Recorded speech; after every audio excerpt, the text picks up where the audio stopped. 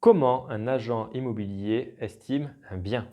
Bonjour, bonjour, je viens estimer votre maison. Bougez pas, ça va être rapide.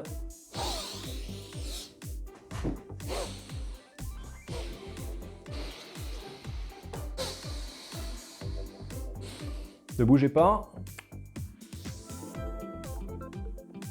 Hein, j'ai quelque chose là. C'est bon monsieur, c'est le million. Le million tout rond, bravo. Hello, hello, c'est Lucas Madueno et aujourd'hui, je vais vous expliquer comment un agent immobilier réalise une estimation claire d'un bien. Mais tout d'abord, Jamy, c'est quoi une estimation immobilière? Bah écoute mon petit Lucas, c'est très simple.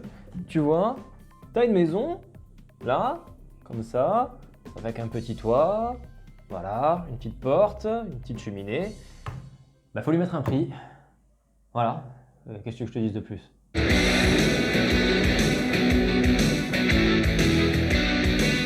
Bon, plus sérieusement, réaliser une estimation immobilière consiste à donner une fourchette de valeur dans laquelle un bien pourra être vendu en se référant bien sûr par rapport à l'offre et à la demande d'un secteur, mais aussi à la situation géographique du bien que l'on estime.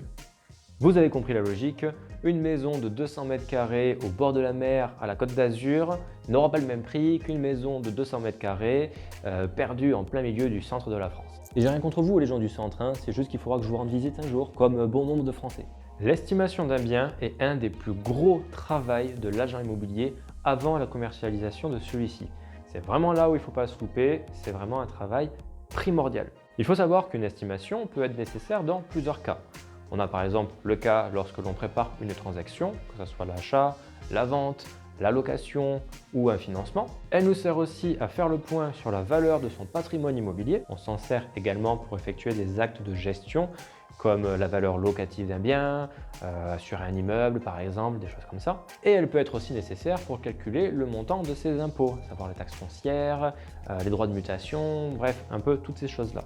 Un des objectifs de l'estimation immobilière est de pouvoir vendre un bien rapidement, mais surtout au prix juste.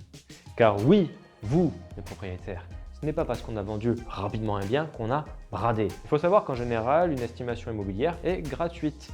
Elle ne sera pas rajoutée aux frais d'agence lorsque vous allez faire la commercialisation. Pourquoi je précise ça? Parce que vous pouvez faire une estimation immobilière ou une expertise immobilière par un expert immobilier. C'est un autre sujet, on en parlera une autre fois, mais c'est différent. Que le bien immobilier soit déjà sur le marché ou qu'il l'ait été, que ce soit en agence ou par un particulier ou qu'il n'a jamais été justement, dans tous les cas, l'agent immobilier doit faire sa propre estimation. Et ça, pour plusieurs raisons. Déjà, dans un premier temps, car le client ou peut-être même un autre confrère a déjà pu faire une estimation qui est peut-être tout simplement mauvaise. Et dans un second temps, cela va asseoir votre professionnalisme. Car oui, même si vous connaissez très bien le secteur, chaque bien est différent et mérite sa propre estimation. Mais dis-moi Jamy, comment on estime alors exactement un prix? Tu arrêtes tout de suite avec cette blague. Tout d'abord, on se penche sur la valeur marché. Vous savez, le fameux prix au mètre carré. Mais si, celui qui dépasse 10 000 € à Paris. Il faut donc cerner le prix au mètre carré du bien, mais aussi faire une analyse précise du secteur. Oui, bah, il suffit de voir à combien sont vendues les autres maisons dans le secteur et c'est bon, on sait à combien ça se vend. Hein. C'est pas de la science, hein, votre truc. Hein. No, God! No, God, please, no! No! Putain, combien de fois on a pu l'entendre celle-là? Oh. Non, non et non. Non. Il ne faut pas confondre le marché réel et le marché théorique. Je vous prends un exemple tout bête. Si je mets tous mes fringues à la vente sur Vinted et que je les mets tous à 1 million d'euros et que tout le monde fait pareil, est-ce que ça veut dire que demain, cette chemise va coûter 1 million d'euros? Non! Bah l'immobilier, c'est pareil. Il faut se baser sur les ventes effectuées et pour cela, on se base justement sur les données des notaires.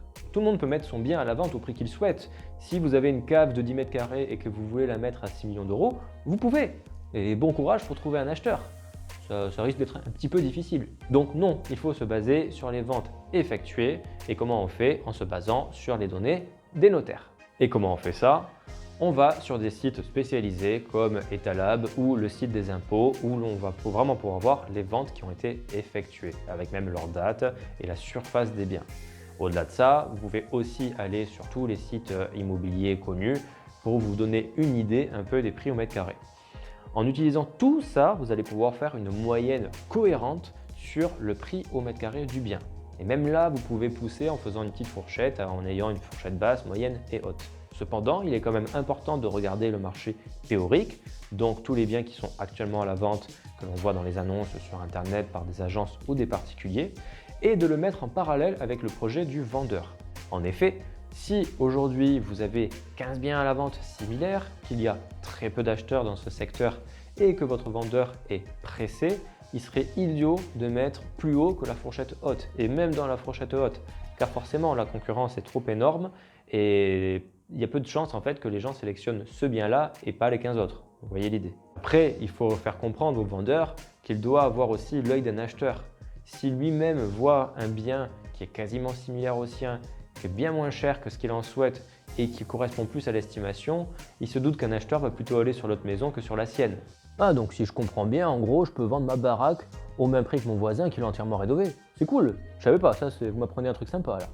Eh non, c'est un petit peu plus compliqué que ça. Un agent doit aussi vérifier la valeur typologique du bien qu'il estime. La logique est toute simple, vous ne pouvez pas vendre deux maisons voisines qui sont identiques si l'une au final est en ruine et l'autre a été complètement rénovée en marbre. Car oui, là dans l'idée, le prix au mètre carré sera le même. Les deux maisons sont voisines. Mais bon, la typologie n'est pas la même, donc il faut prendre ça en compte. C'est pour cela donc que l'on doit se déplacer pour voir le bien de nos propres yeux, pour vérifier donc son état et après pour pouvoir faire une enquête un petit peu sur les autres biens vendus dans le secteur et pour voir un petit peu comment ils sont. De ce fait, on prend en compte par exemple les futurs travaux que l'acheteur sera obligé de faire pour pouvoir vivre dans la maison ou qu'il va certainement faire parce que ce n'est plus au goût du jour. Et on va aussi prendre en compte les points positifs et les points de vigilance. Vous savez, ce bon gros vis-à-vis bien sympa où votre voisin vous voit prendre votre douche, ou encore cette petite nuisance sonore au fond de votre jardin avec l'autoroute qui passe au rythme des voitures là qui s'enchaînent l'une après l'autre, ou encore ce bon gros poteau électrique là au fond du jardin qui fait ce petit que tout le monde adore. Non? Bah ça tombe bien monsieur, parce que ma maison, je l'ai fait à la sueur de mon front. Chaque matin, oui, chaque matin, je me suis levé le cul pour aller poser ces foutus parpaings là, hein. Pendant que madame ne foutait rien d'ailleurs, hein. Mais bon, c'est une autre histoire ça. Mais bon, en tout cas, j'ai tout refait à neuf aussi pour la vendre. Et bien je peux vous dire que le petit minot qui va me l'acheter ma baraque, et bien il va me les rembourser ces travaux, hein. Parce que je m'en fous moi que le voisin il vende à temps et tout ça, c'est du blabla ça pour moi ça. Moi j'ai fait 50 000 balles de travaux, ben je peux vous dire que ça, il va me les payer, ouais. Non mais il va pas m'apprendre la vie ce con. Et là aussi, c'est un petit peu plus compliqué que ça. En effet, on ne peut pas rajouter le prix des travaux par-dessus le prix du bien, comme ça, magiquement. Déjà, il faut savoir que beaucoup d'acheteurs préfèrent acheter dans l'ancien. Les chiffres sont énormes, je crois que c'est à peu près 80%, car ils préfèrent faire leurs travaux eux-mêmes plutôt que d'arriver directement dans une maison ou un appartement où les travaux viennent d'être faits par l'ancien propriétaire. C'est logique, hein, parce que peut-être que cette rénovation ne sera pas à leur goût et même si c'est tout beau, tout flambant neuf, bah, ils vont vouloir tout péter pour faire à leur goût. Alors oui, certes, parfois il est nécessaire de faire quelques petits travaux pour que la commercialisation soit plus facile, mais il faut savoir qu'il est quand même assez difficile de récupérer ses billes lors d'une vente comme ça. Donc non, il est difficile de partir du fait de prendre le prix que l'on estimait, rajouter le prix des travaux pour en faire un prix global. Alors je me permets quand même de faire un petit aparté pour les marchands de biens, parce que les marchands de biens c'est leur idée, acheter quelque chose, le rénover complètement et le vendre bien plus fort pour avoir vraiment une rentrée d'argent. C'est un peu différent parce qu'on est dans des cas un petit peu différents.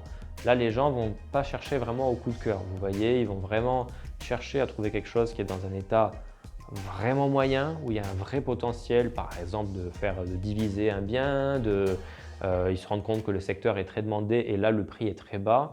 Et vraiment, ils vont chercher à faire des finitions, faire un travail global qui sera vraiment top de chez top pour que oui, on crée le coup de cœur à l'acheteur et que celui-ci soit prêt à payer le prix fort. Mais dites-vous bien que pour de la vente de résidence principale, d'appartements, de maisons, de monsieur, madame, tout le monde, entre guillemets, c'est difficile de raisonner comme ça. Ça ne marche pas vraiment.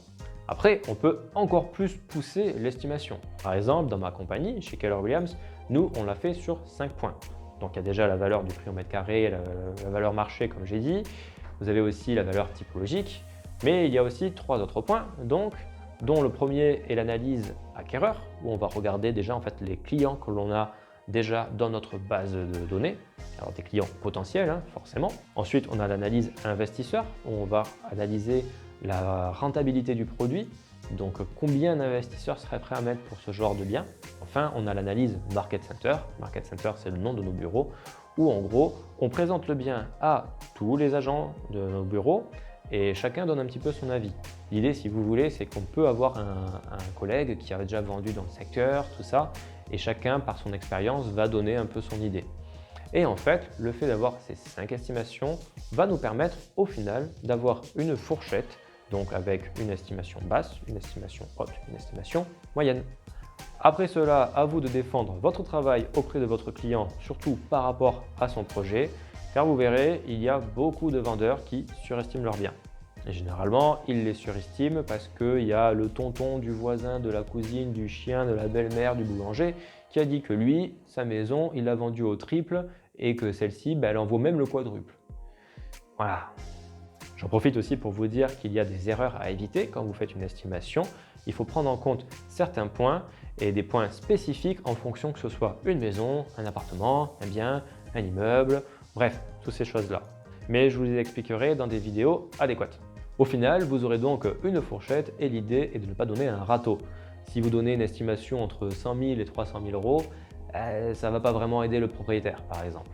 Cela va vous permettre donc de vendre dans de bonnes conditions et surtout pouvoir expliquer au propriétaire pourquoi son bien ne se vend pas s'il a refusé de vous écouter et qu'il a voulu se mettre sur un prix plus haut que votre estimation. Car cela arrive que les gens veulent vérifier par eux-mêmes que votre estimation n'est pas fausse, n'est pas mauvaise. Enfin, combien de temps ça prend tout ça? Ça dépend. Tout d'abord, cela dépend de votre niveau, forcément. Car si vous débutez, une estimation, c'est un peu la fin du monde au départ, on galère, on trouve ça long, c'est normal. Si vous êtes plus expérimenté et que c'est un secteur que vous connaissez très bien, logiquement, ça va plus vite. Évidemment, ça dépend aussi du produit. Si vous estimez un petit studio de 10 mètres carrés dans un secteur que vous connaissez très bien ou un grand immeuble mélangé à un mas sur 15 hectares de terrain dans un secteur très perdu, forcément, ça sera un petit peu plus difficile, un petit peu plus long. Pour ma propre expérience, ça m'est déjà arrivé d'estimer des biens, des petits studios dans des secteurs que je connaissais très bien et en moins d'une heure, c'était fait. Mais aussi d'estimer, comme je vous ai dit, des masses par exemple dans des secteurs un petit peu plus compliqués où là, il nous faut vraiment faire une véritable enquête pour voir combien peut être estimé le bien. Bref, pour cette question, au final, dites-vous bien que ça dépend de pas mal de critères. Voilà donc pour mon explication de comment un agent immobilier estime un bien. N'hésitez pas donc si vous avez d'autres questions sur l'estimation ou même sur autre chose. Et n'oubliez pas, plus on like, plus on commente et plus on partage, plus on vend vite et dans de meilleures conditions. La science l'a prouvé. Je ne vais pas le répéter à chaque fois quand même. On se retrouve donc dans la prochaine vidéo et je vous dis à bientôt. Ciao ciao!